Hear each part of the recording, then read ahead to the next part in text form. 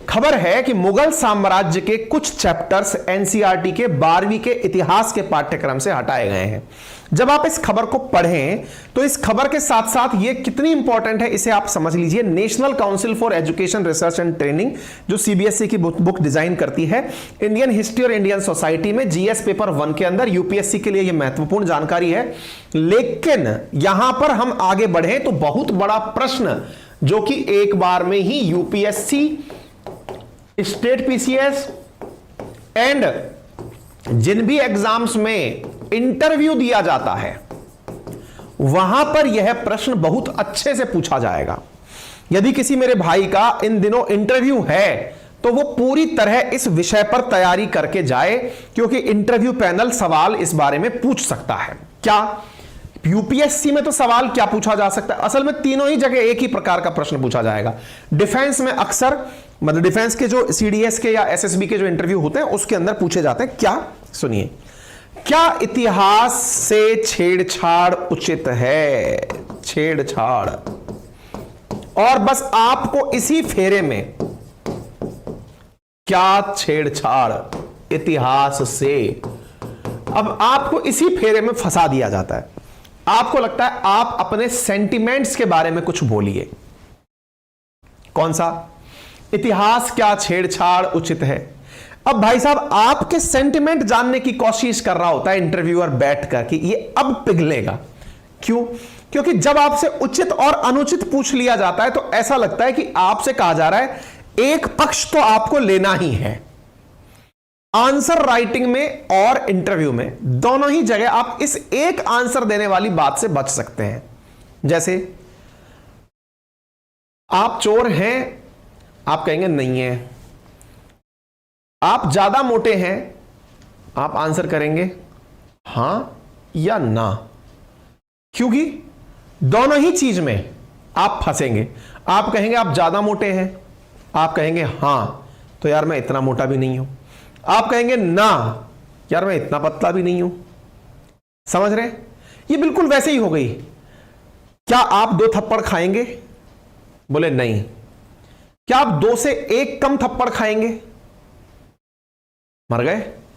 2 से 1 कम थप्पड़ खाएंगे, यानी कि हां कर दिया तो भी थप्पड़ तो पड़ेगा, ना कर दिया तो भी थप्पड़ तो पड़ेगा।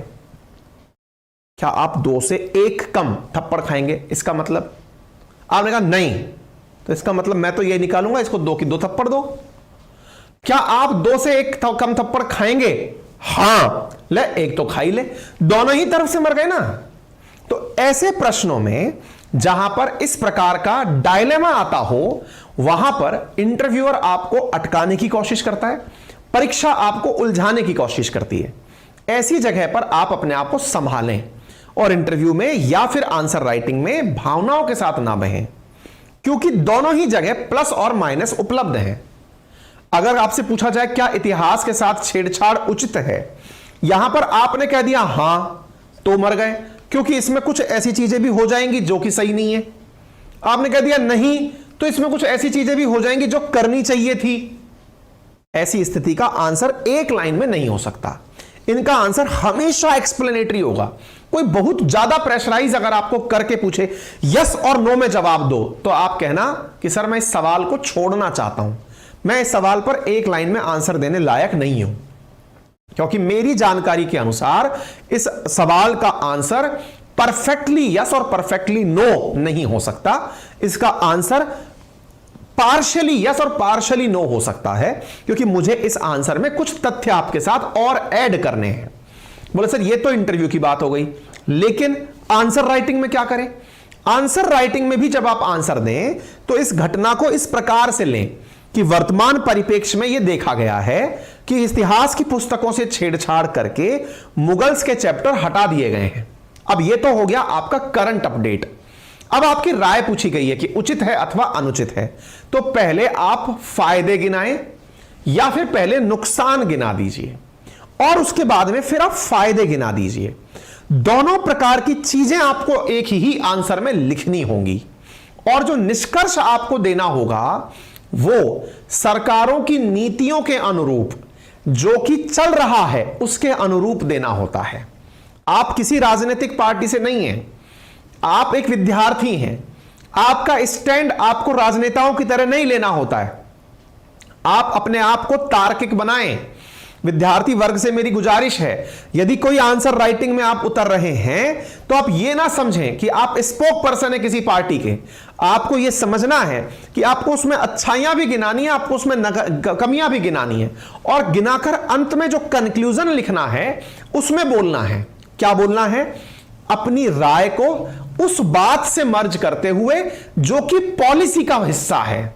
जैसे नेशनल एजुकेशन पॉलिसी जो 2020 आई थी, उसमें पाठ्यक्रम में संशोधन की प्रस्तावना की गई थी। उसी क्रम में अगर यह किया जाता है, सरकार में मतलब पॉलिसी जो बनती है नवनिर्माण की तरफ होती है, हमेशा सुधार की तरफ इसकी अपेक्षा की जा सकती है।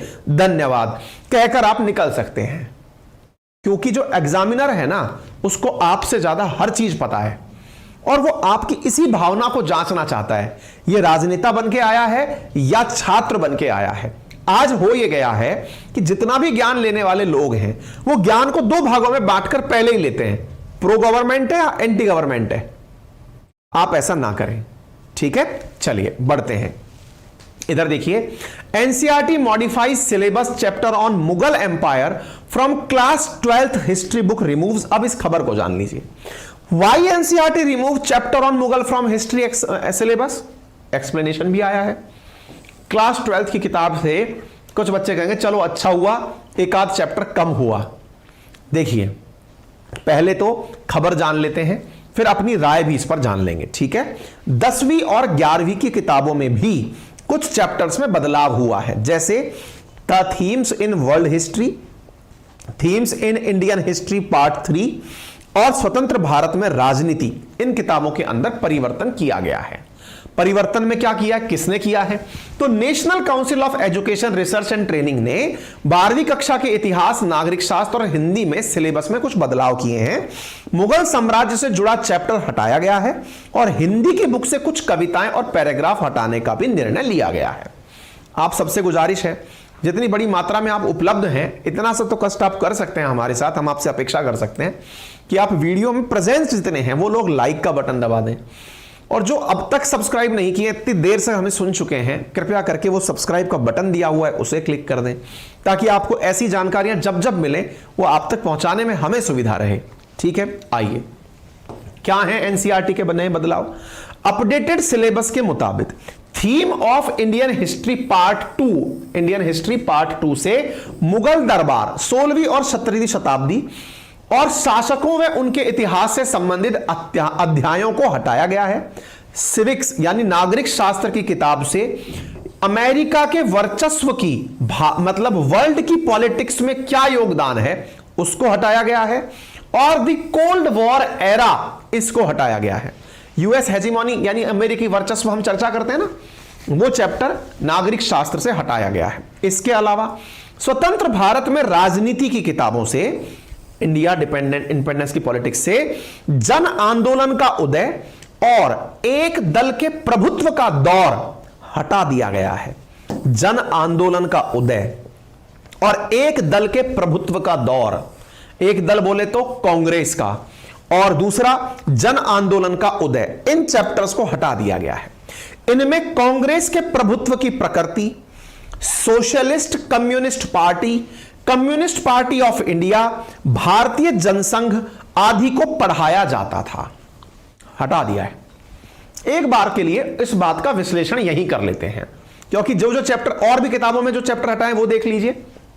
स्वतंत्र भारत में राजनीति की जो किताब है उसमें जन आंदोलन का उदय नामक जो चैप्टर है इसमें से वो हटा दिया गया है। 11वीं की जो बुक है उसमें themes in world history, themes in world history नामक जो किताब है उससे सेंट्रल इस्लामिक लैंड और संस्कृतियों का टकराव एंड द इंडस्ट्रियल रेवोल्यूशन जैसे चैप्टर हटा दिए गए हैं। बात की जाए हिंदी की बुक से तो गजल और गीत भी हटाए गए हैं। एनसीईआरटी ने हिंदी सब्जेक्ट के सिलेबस में भी कुछ बदलाव किए हैं। इसमें हिंदी आरोह भाग 2 की किताब से फिराक गोरखपुरी की गजल, अंतरा भाग 2 से सूर्यकांत त्रिपाठी निराला के गीत गाने दो मुझे, इसको हटाया गया, और विष्णु खरे की एक काम और सत्य को भी हटाया गया है। अच्छा, सेंट्रल इस्लामिक लैंड नामक जो चैप्टर है उसको भी नहीं पढ़ाया जाएगा। इसके साथ साथ सीबीएसई का सिलेबस जिन जिन राज्यों में चलता है वो भी अपने सिलेबस में बदलाव करेंगे। अब आगे बढ़ते हैं। इंडियन एक्सप्रेस ने एक खबर और निकाली, मैं इस पर पार्ट 2 में आऊंगा, पहले पार्ट 1 पर चर्चा कर लेते हैं, फिर इंडियन एक्सप्रेस की खबर पर चलेंगे हम। देखिए पहला खबर यहीं पर विश्लेषण कर लेते हैं। सुर्खी तो यह हो गई, किसको हटाया गया, क्या हटाया गया, यह तो हमने चल लिया, कल के सेशन में मैंने चर्चा भी की थी। अच्छा, सवाल बनता है इन चैप्टर्स को क्यों हटाया गया। ठीक है, हिस्ट्री को हटाने के और हिस्ट्री को जोड़ने के दो तर्क हैं। जितने भी लोग हिस्ट्री पढ़ते हैं उनको या तो यह नहीं पता होता कि वो हिस्ट्री क्यों पढ़ रहे हैं। बहुत सारे जो साइंस बैकग्राउंड के लोग हैं उन्हें हिस्ट्री बड़ी बोरिंग लगती है या बहुत इंटरेस्टिंग लगती है, मध्यम मार्ग नहीं होता। बोरिंग इसलिए, अरे क्यों पढ़ रहे हैं, जो अब है नहीं उसके बारे में क्या पढ़ना, बस इस लाइन को बोल करके वो अपने आप को डिफेंड करते हैं। क्यों? उनकी रुचि नहीं आ रही। वास्तविकता में हिस्ट्री पढ़ने का जो सही कारण है वो ये है कि ये आपको याद दिलाता है कि आप कहां से आ रहे हो। बोले क्यों? कई बार जब आप थोड़ा सा समाज में बड़े होने लगते हैं तो आपके परिवार के वृद्ध या समाज के जो गुणी जो जन है वो आपसे कहते हैं, बेटा ऊंचाई कितनी भी छू लेना, पैर जमीन पर रहने चाहिए। ये जो पैर जमीन पर रहने चाहिए वाली जो लाइन मारते हैं ना अपन को, ये क्यों मारते हैं? ताकि आपको ये पता रहे कि आप कहां से आ रहे हो। अर्थात आपको अगर सुधरना भी है तो इतिहास से सीख कर सुधरो, और अगर कुछ सीखना भी है तो इतिहास की गलतियों से सीखो। असल मायने में हिस्ट्री का आपके जीवन में यही सबसे बड़ा योगदान होता है। हिस्ट्री क्यों पढ़ी और पढ़ाई जाती है उसके पीछे का सबसे बड़ा योगदान यही होता है।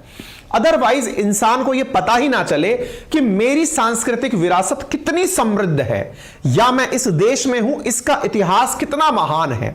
अगर महान है तो उससे मुझे प्रेरणा मिलती है। सोचो, अगर आपको कभी यह पता चले क्या कि आपके जिले का कोई व्यक्ति इतना महान व्यक्ति बन गया। अब जैसे कोई मान लीजिए किसी शहर से ऋषि सुनक बिलोंग करते होंगे, कहीं से सत्या नडेला बिलोंग करते होंगे। जो लोग जिस शहर से निकले होते हैं उस शहर के लोगों को कितना प्राउड फील होता है, मेरे शहर से है ये।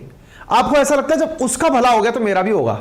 दूसरी बात, जब कोई व्यक्ति आपके घर से निकल जाए, आपके घर का कोई बच्चा अगर कुछ बन जाए, भाई साहब हर किसी के मोबाइल पे स्टेटस बन जाता है, मेरे घर का बच्चा है ये जो आईएएस बना है, मेरे घर का बच्चा है जो ये देखो नौकरी पाया है। इज्जत का बात बन जाती है। एग्जैक्टली इसलिए इतिहास आपको गर्व करने का भी परमिशन देता है, लेकिन आपको कई बार नीचे भी झुकाता है। किस बात पे? इस बात पे कि आपको कुछ ऐसी बातें याद दिलाई जाती हैं जो कि किसी एक ही पक्ष ने लिखी हो। दोबारा सुनिएगा, इतिहास में लिखन, और ये बहुत बड़ी डिबेट है, इसको लेकर के बहुत सारे जो इतिहासकार हैं वो आपस में उलझे पड़े हैं। अपन तो कुछ नहीं है, अपन तो पढ़ के पढ़ाने वाले टीचर हैं। वो भी मैं एक तरह से अपने आप को रिप्रेजेंटेटर या लेक्चरर ज्यादा समझता हूं, जो देखा उसको बोलकर बता दिया कि भाई दुनिया में ऐसा चल रहा है। अपन तो कुछ है ही नहीं।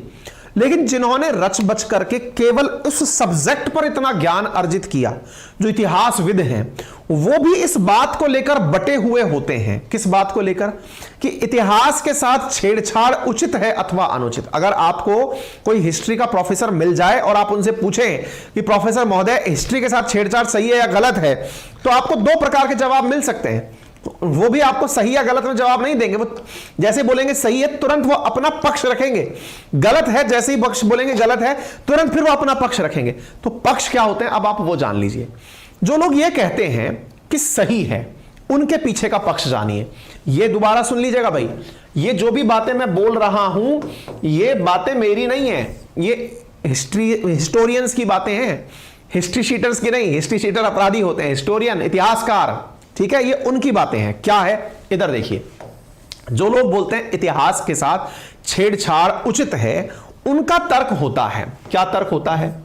कि इतिहास हमेशा विजेता के पक्ष में और विजेता द्वारा लिखा जाता है। बहुत बड़ी बात है ये। पक्ष सुनिएगा साहब, डेमोक्रेसी। जब हम डेमोक्रेसी की बात करते हैं तो हम बात करते हैं कि इसमें कोई भी व्यक्ति ऐसा ना हो जिसकी सुनवाई ना हो। डेमोक्रेसी असल में राम राज्य की बात करता है, अर्थात हर एक व्यक्ति की बात सुनी जानी चाहिए।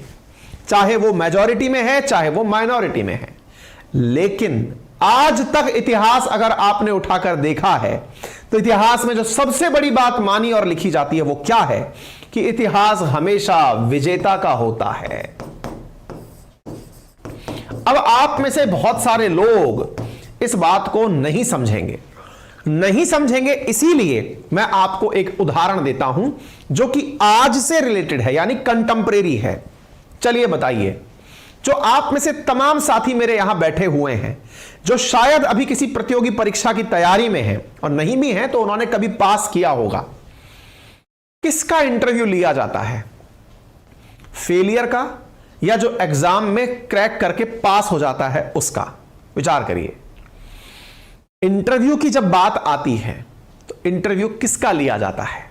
बहुत बड़ा सवाल है ये। यदि आप इस बात को समझ रहे हैं तो आपको इतिहास समझ में आ जाएगा। आज जो YouTube पर हमारे लेक्चर जा रहे हैं ये हैं क्या? ये आज बोलने के तुरंत बाद से इतिहास बन गए। इस इतिहास में चर्चाएं किनकी हो रही हैं? विनर्स की। आपसे किसी ने, जो विद्यार्थी अभी तैयारी कर रहे हैं या जो फेल हो गए हैं, क्या कभी किसी ने इंटरव्यू लेकर आपसे यह पूछा कि भैया आप फेल क्यों हुए? क्या आपकी किसी भी बात को कोई लिख रहा है? क्या आपकी गलतियों से जो लेसन आपने लिया है वो कोई आपसे पूछ रहा है? जवाब है नहीं। केवल विजेता बता रहा है मैंने 8 घंटे पढ़ाई की, 8 घंटे सोया, 8 घंटे खेला। विजेता बता रहा है फलाने सिंह से पढ़ा। फिर विजेता बता रहा है कि मैं इतने लाख में बिका। ये सारी बातें जितनी भी हैं ये विनर्स की बातें हैं। विनर्स अपनी कहानी कहते हैं और हम लोग मूक दर्शक बन के उन्हें देखते हैं और मन ही मन कहते हैं भाई साहब ये तो उस दिन मेरा पेट खराब हो गया, या मेरे घर में ये ट्रेजेडी हो गई, अदरवाइज इंटरव्यू तो आज मेरा आ रहा होता। इसलिए जो लोग कहते हैं कि इतिहास में परिवर्तन सही है, उनका तर्क होता है कि इतिहास लिखा जाता है किनका? जो विजेता होते हैं। अब आप उठाकर देखिए हिस्ट्री को। आजकल की कुछ फिल्मों में इस दृश्य को दिखाया गया है। यह बात लिखित भी है और मान्य भी है। इतिहास लिखने का जो दौर शुरू हुआ कि मेरे बारे में लिखा जाए। अच्छा चलिए एक बात बताइए, एक और उदाहरण देता हूं। ये तो पढ़ाई से लेकर के आप लोगों ने मतलब पढ़ाई से रिलेवेंट था इसलिए आपने सुन लिया। आपने कभी ऑटोबायोग्राफी के बारे में सुना है? जीवनी लिखी गई किसी के बारे में सुना है? ये क्या होती है? आप में से कुछ लोग ये चाहेंगे कि वो अपने जीवन की सारी बातों को एक पुस्तक में लिखें, उसे प्रिंट कराएं और उसे मार्केट में सेल होने के लिए रख दें। क्या कोई खरीदेगा? क्यों नहीं खरीदेगा? किताब है, क्योंकि आपकी कहानी किसी को इंटरेस्टिंग लग ही नहीं रही। क्यों भाई? क्योंकि आपने जीवन में कोई आयाम स्थापित नहीं किया ना। लेकिन एक व्यक्ति अपनी किताब लिखता है, उसकी एडवांस बुकिंग चल रही है। बहुत सारे राजनेताओं द्वारा, बहुत सारे पूर्व राष्ट्रपतियों द्वारा, बहुत सारे लोग जो राजदार हैं उनके द्वारा कुछ लिखा जाता है तो वेटिंग में आ जाती है किताबें। मतलब समझ रहे हो आप इसका मतलब यह हुआ जिनकी कहानी बिकती है वो भी विनर ही होते हैं। विनर्स की कहानी बिकती है तो इसका मतलब आज के दौर में भी जो सामान्य व्यक्ति है उसकी तो बातें कोई कर ही नहीं रहा। बातें किसकी की जा रही हैं? कहानियां किसकी लिखी जा रही हैं? पुस्तकें किन पर लिखी जा रही हैं? जो सक्सेसफुल है। इसका मतलब इतिहास में सोचकर अगर देखें तो क्या उन लोगों के बारे में कुछ भी लिखा गया होगा? किन लोगों के बारे में? जिन पर राज किया जाता था। क्या उनका पक्ष कभी लिखा गया होगा? आज उदाहरण के लिए राजस्थान के अंदर राइट टू हेल्थ को लेकर प्रोटेस्ट चल रहा था। राइट टू हेल्थ को लेकर चले प्रोटेस्ट में फाइनली राजस्थान सरकार को डॉक्टर्स की बातें माननी पड़ी और डॉक्टर्स ने अपना आंदोलन समाप्त किया। आज आने वाली पीढ़ी जब आरटीएच पढ़ेगी तो यही पढ़ेगी कि सरकार ने राइट टू हेल्थ लाई थी। क्या उसमें इतने सारे डॉक्टर्स ने प्रोटेस्ट किया था? उनके क्या तर्क थे, उनके क्या वितर्क थे, उनको भी पढ़ा जाएगा क्या? कि इतने सारे लोग सड़कों पर उतरे थे, हजारों की संख्या में लोग परेशान हुए थे, ना जाने कितनों की मौत हो गई थी क्योंकि हॉस्पिटल्स बंद थे। कोई नहीं पढ़ेगा ना। अर्थात जो शासन में है, जो सत्ता में है, वो अपनी बातें कहलाना और सुनाना चाहता है। लेख उसी पर लिखे जाते हैं, सरकारें उसी पर बातें करती हैं, इतिहास भी उन्हें ही लिखता है। किताबों में भी आरटीएच ही पढ़ाया जाएगा, डॉक्टर्स का प्रोटेस्ट नहीं पढ़ाया जाएगा। अर्थात इतिहास के अंदर जो लेखक ये कहते हैं कि इतिहास को परिवर्तित किया जाना जरूरी है, वो क्यों कहते हैं? कि जिस व्यक्ति का उस दौर में इतिहास लिखा नहीं गया, लेकिन समय का चक्कर तो चलता है, वो भी तो अपना पक्ष कभी दर्ज कराएगा, जिसकी बातें कभी सुनी नहीं गई थी। मतलब एक समय था जब इंडिया सोने की चिड़िया था, बड़ी मात्रा में विदेशी आक्रांता आते हैं, भारत को लूटते हैं, भारत पर राज करते हैं, कहते हैं भारत तो हमारा है। मध्यकाल में मुगल्स आए, उनसे पहले टर्क, मंगोल, ना जाने कौन कौन सी प्रजातियां भारत आई, भारत को लूट कर खसोट कर चली गई। मजबूरी है कि आज इंडिया को पढ़ना क्या पड़ता है? बाबरनामा, अकबरनामा, हुमायूंनामा, आईने अकबरी। क्यों? क्योंकि हमारा तो कहीं किसी ने लिखा ही नहीं, हम तो कहीं पिक्चर में थे ही नहीं, हम तो शासित वर्ग में थे कि शोषित में थे, यह समझ ही नहीं आया। वो कह तो गए कि हमारा भारत है ये, हम इसकी संस्कृति लिखेंगे, लेकिन साहब आपने उस वर्ग के बारे में विचार ही नहीं किया। तो फिर वो वर्ग जब सत्ता में आएगा, जो शोषण में था, जो शोषित था, जब वो सत्ता में आएगा, वो अपनी बातें लिखवाएगा। आज स्वतंत्र भारत में जो भी इतिहास का पुनर्लेखन चल रहा है, ये उस समय के इतिहासकारों द्वारा जो बातें लिखी गई थी, उन बातों का शुद्धिकरण है, या यूं कहिए कि उनकी बातों के सामने अब उनकी बातें भी रखी जा रही हैं जिन पर पहले कभी राज होता था। उम्मीद है आपको इतिहास के बारे में उन इतिहासकारों की बातें समझ में आ रही हों कि इतिहासकार क्यों कहते हैं कि इतिहास का पुनर्लेखन जरूरी है। वो इसीलिए कहते हैं क्योंकि इतिहास के अंदर विजेता का ही इतिहास लिखा जाता है। क्या आप मेरी बात समझ पाए? दूसरा, मैं अगर आपका लेखक हूं, अच्छा हम राजस्थान से आपको बात बताते हैं, ज्यादा दूर नहीं जाते, आपको राजस्थान में लेकर चलते हैं। क्या राजस्थान के अंदर एक समाज है जिसका नाम है चारण समाज। राजस्थान का चारण समाज एक कार्य करता था, और वो क्या करता था? राजाओं के इतिहास का संकलन। कैसे? कि राजाओं ने जो युद्ध लड़े, उन राजाओं ने किस तरह से युद्ध में अपनी विजय प्राप्त की, राजा की रणनीति क्या थी, राजा ने किस प्रकार से समाज के लिए काम किया, ये सारी बातें लिखा करते थे। प्रबल बुद्धिजीवी, आज भी राजस्थान के अंदर जो टॉपर्स की लिस्ट आती है उसमें चारण टॉप पर होते हैं, क्योंकि बुद्धि का ही काम था हमेशा से। अच्छा, अब ये जो चारण समाज है, ये बैठता कहां था? राजा के पास। और राजा कहता था कि माननीय, हम युद्ध पर चलेंगे, आप साथ के किसी घोड़े या हाथी पर सवार हो जाइए, और जब मैं तीर चलाऊं या मैं तलवार चलाऊं, आप साइड में रहना, या तो उसका चित्रण कर लेना या फिर उसके बारे में लिखना कि मैंने कितना गजब तीर चलाया, ताकि आने वाली पीढ़ियों को पता चल सके कि मैं कितना महान हुआ था। समझ रहे हैं आप? फिर बताइए मुझे आप, जो उस पक्ष में हार गया, या वो जो जनता थी जो वहां रह रही थी, क्या उसके पास में किसी ऐसे राइटर को अफोर्ड करने की क्षमता होती थी क्या? आंसर है नहीं।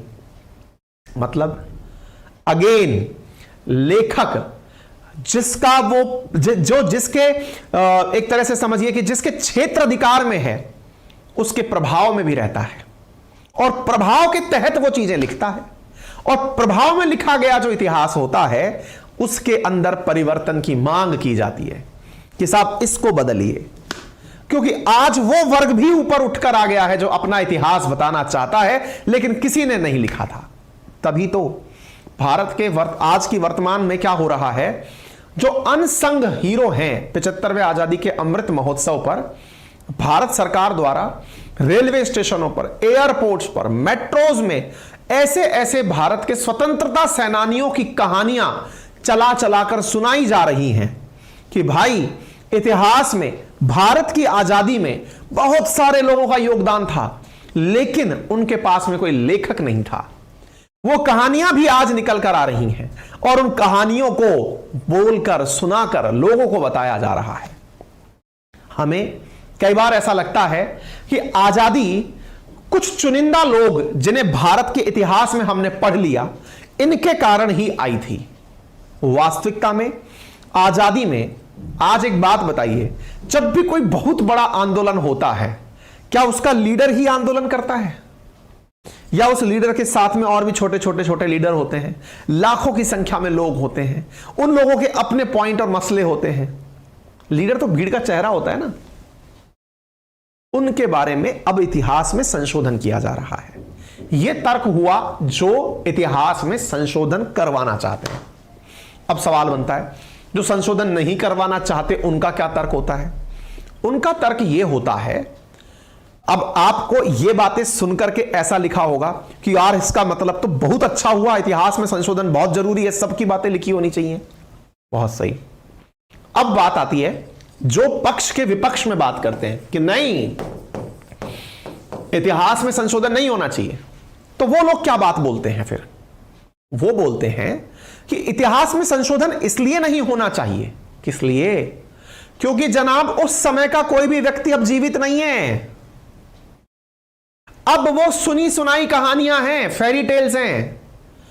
इतिहास जिस समय लिखा जा रहा था, आज अगर बायोग्राफी किसी की लिखी जा रही है तो उस व्यक्ति की यादें इस समय एकदम ताजा हैं। आज उस इतिहास को आप एज इट इज नहीं लिख पाएंगे, आप उसे तोड़ मरोड़ कर वर्तमान के हित में, और अगेन जो वर्तमान में सरकारें हैं वो अपने हित में उसे नहीं लिखवाएंगी। क्या वर्तमान सरकारें जो ये कहती हैं कि हम उस समय के इतिहास को लिखा रहे हैं, तो क्या आज के लेखक उन बातों को जब लिखेंगे तो वर्तमान सरकारों को खुश करने के लिए नहीं लिखेंगे क्या? मतलब अगर इतिहास में संशोधन होता है, कांग्रेस का अध्ययन हटता है, तो क्या आज के लेखक ये नहीं चाहेंगे क्या कि जनसंघ से लेकर बीजेपी का उदय या बीजेपी शासन की खासियत, क्या हिंदू राष्ट्रवाद ये किताबों में ना हो? फिर ये लेखक जो संशोधन कर रहे हैं ये क्या डालने वाले हैं? फिर वही वाली बात, सही या गलत क्या होता है?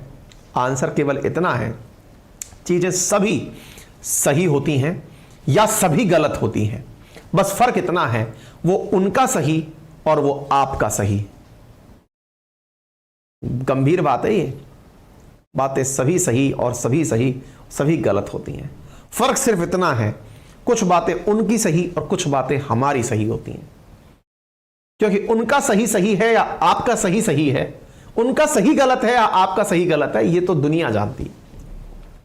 चोर भी जब क्राइम करता है या हत्यारा भी जब मर्डर करता है, वो कन्विंस होके करता है, बेमन से नहीं जाता वो करने, फुल कन्विंस होता है कि मैंने ऐसा क्यों किया। लेकिन कानून कहता है कि ये गलत किया। समझ रहे हैं आप? यानी विपक्ष का तर्क भी उचित है। पहली बात कि जो गलतियां पहले हुई थी क्या अब वो नहीं होंगी? दूसरी बात, अब आपके पास में उस इतिहास को लिखने वाले लोग कहां हैं जो अब लिखेंगे?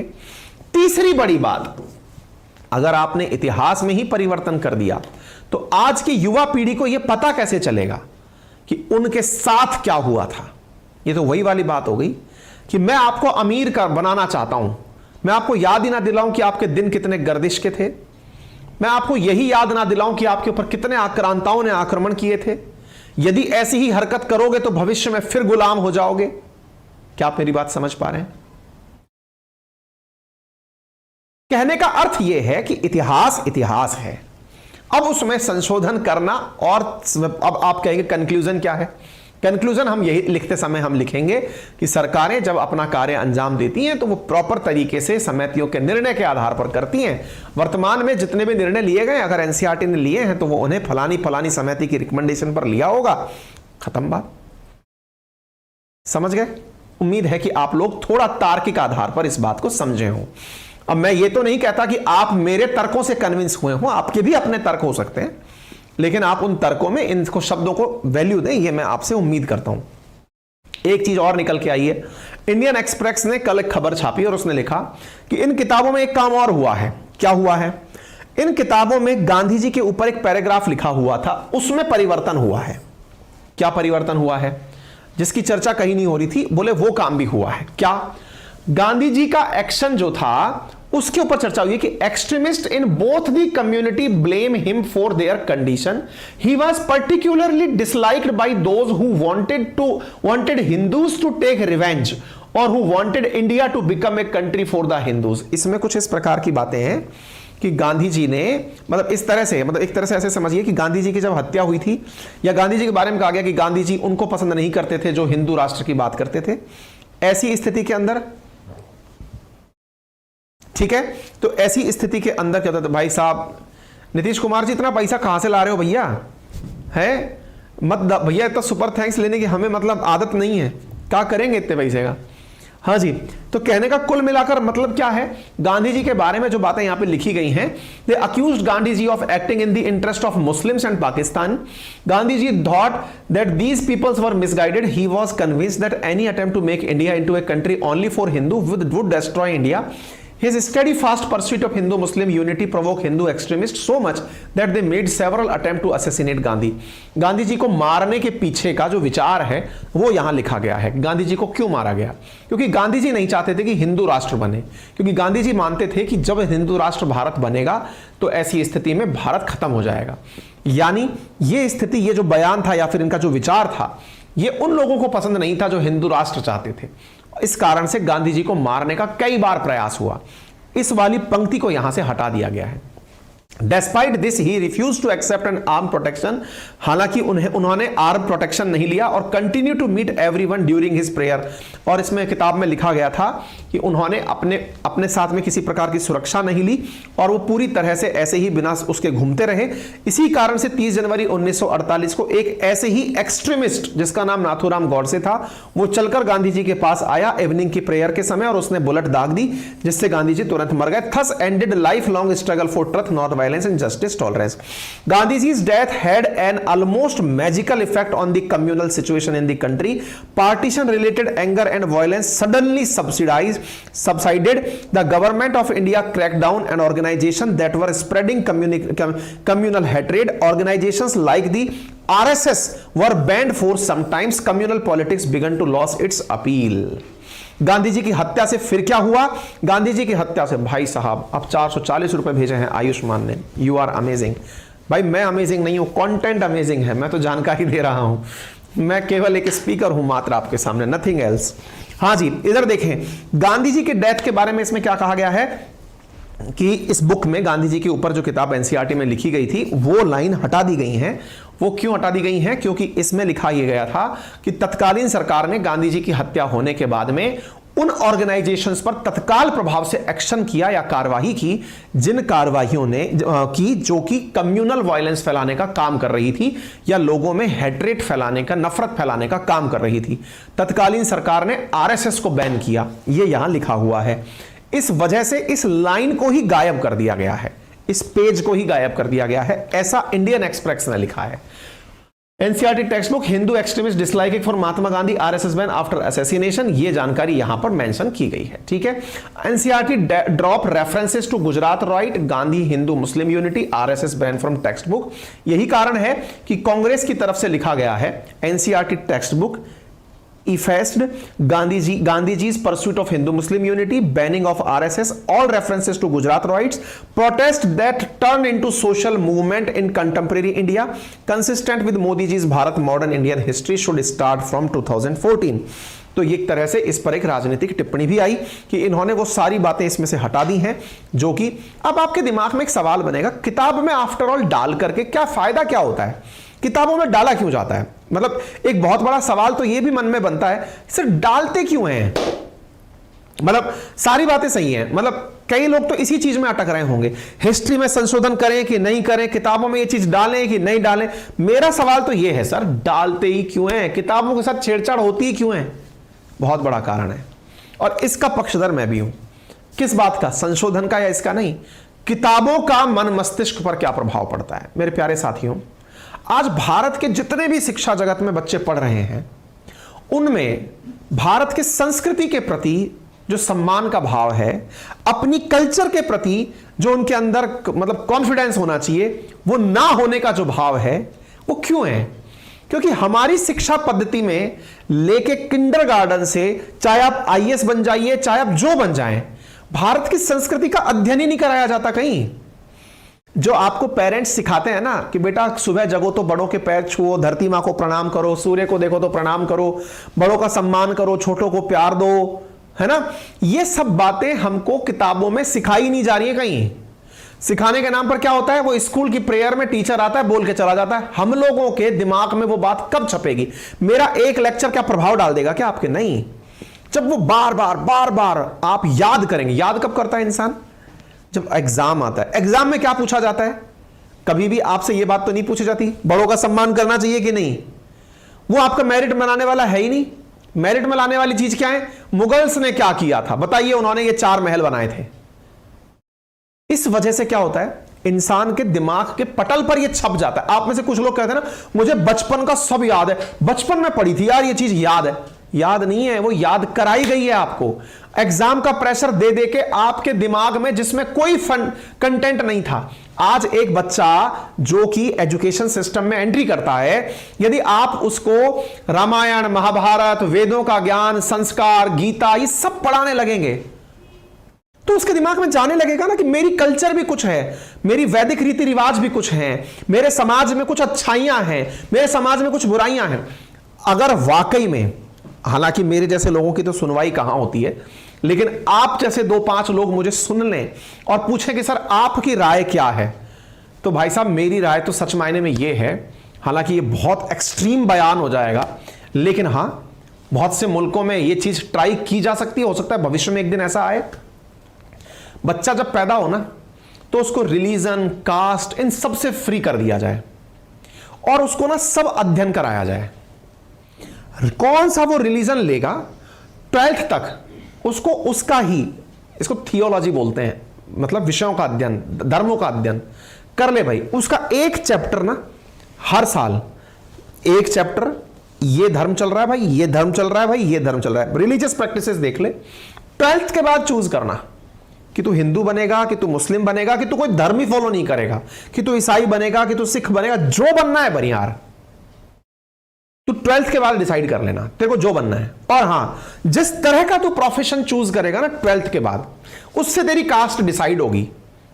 तू डिफेंस में जाएगा, चल जा भाई, तू क्षत्रिय बन जा। तू कृषि करेगा, चल तू ओबीसी बन जा। तू देश के अंदर जितने भी कृषि कार्य हैं या देश निर्माण में जितनी भी प्रकार की प्रक्रियाएं इन्वॉल्व है वो करेगा, चल तू शूद्र बन जा भाई। चल तू बनकर के टीचर का काम करेगा, चल तू पंडित बन जा भाई। समाज में सबका महत्व है, पहले ऐसे ही तो होता था। कोई व्यक्ति अपने इंटरेस्ट से काम कर ले। अगर वाकई में राष्ट्र निर्माण की बातें की जाएं, दुनिया में सबसे बड़ी लड़ाई किस चीज पर है? धर्म पर और जाति पर। खत्म करने का सबसे अच्छा तरीका क्या है? बच्चा पैदा हो, उसका कोई धर्म ना हो, उसकी कोई जाति ना हो, एजुकेशन सिस्टम हो, सब लोग स्कूल आएं और बच्चों को पढ़ाएं। बेटा ये अच्छा है, बेटा तुम्हें ये करना चाहिए, करो ना। जैसे आज आईएएस आईपीएस की भीड़ है, करो। तब खैर ये मेरे विचार हैं, उससे क्या फर्क पड़ता है, लेकिन हां मैं ऐसा राष्ट्र चाहता हूं। मैं मतलब ये कल्पना ही है, लेकिन अगर ऐसा हो तो शायद ये अपने आप में एक बहुत उच्च लेवल का होगा। खैर ठीक है साहब, ये उम्मीद है आपको बात समझ में आ गई होगी। नेशनल एजुकेशन पॉलिसी की बात हुई थी, ये मैंने बता दिया आपको। नेशनल एजुकेशन एनसीईआरटी का मतलब क्या है। हाँ, एक बहुत बड़ी जानकारी मैं आपको देना चाहता हूं, वो आप सभी स्वीकार करें, और वो जानकारी ये है कि अपनी पाठशाला, जिसका लिंक मैंने कमेंट बॉक्स में पिन किया हुआ है, हमारा अपना एप्लीकेशन, इस पर एक बड़ा सरप्राइज जो मैंने पहले भी अनाउंस किया था, फिर एक बार अनाउंस कर देता हूं।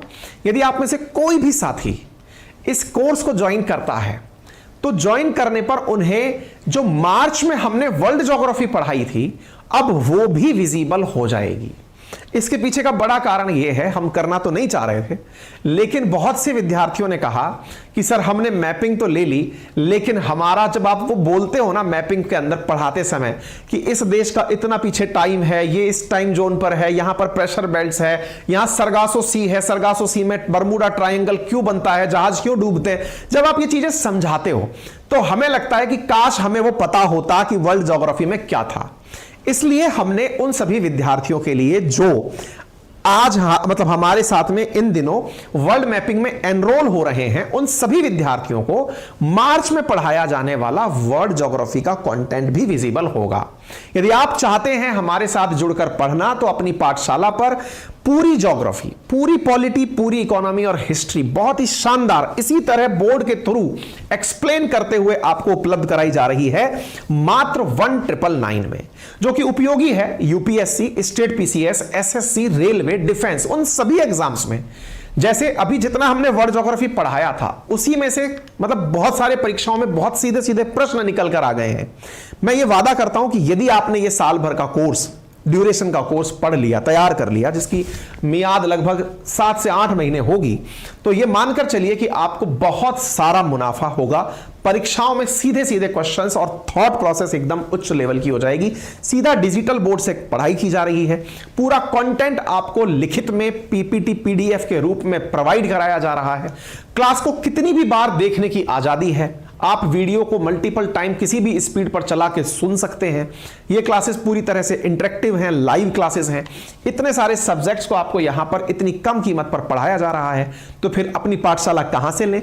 तो कमेंट बॉक्स में हमने अपनी पाठशाला का लिंक पिन किया हुआ है और गूगल प्ले स्टोर पर अगर आप सर्च करेंगे अपनी पाठशाला तो ये आपको विजिबल हो जाएगी। आप वहां से इसे डाउनलोड कर सकते हैं। ऑलरेडी 1 लाख से ज्यादा हमारे साथियों ने इसे डाउनलोड किया हुआ है और यहां पर ऑलरेडी हमारे मित्रों ने हमें 4.9 की स्टार रेटिंग दी है। जो हमसे पढ़ाई कर रहे हैं, कंटेंट देख रहे हैं, उन सब का ये है। तो उम्मीद है कि आप लोगों की डिमांड पर अब जो ये मैपिंग की क्लास है ये आपको वर्ल्ड ज्योग्राफी के साथ भी मिलेगी। वो मैपिंग 3 तारीख से शुरू हुई है, वो सारी क्लासेस भी आपको मिल जाएंगी। जल्दी से उसमें आप एनरोल कर लीजिए और अपने आप को यहां पर तैयार कर लीजिए। ठीक है, किसी भी प्रकार का अगर कोई प्रश्न है आपके पास तो यहां पर आप इन नंबरों पर कॉल करके हमारे साथ में किसी भी प्रकार के संवाद को स्थापित कर सकते हैं, कोर्स रिलेटेड अगर कोई क्वेरी है तो। ठीक है, डन। चलिए, धन्यवाद। बड़ों का सम्मान करें, छोटों को प्यार दें, अपना व्यक्तित्व इस प्रकार से विकसित करें कि महिलाएं आपके साथ सुरक्षित और सम्मानित महसूस करें। धन्यवाद।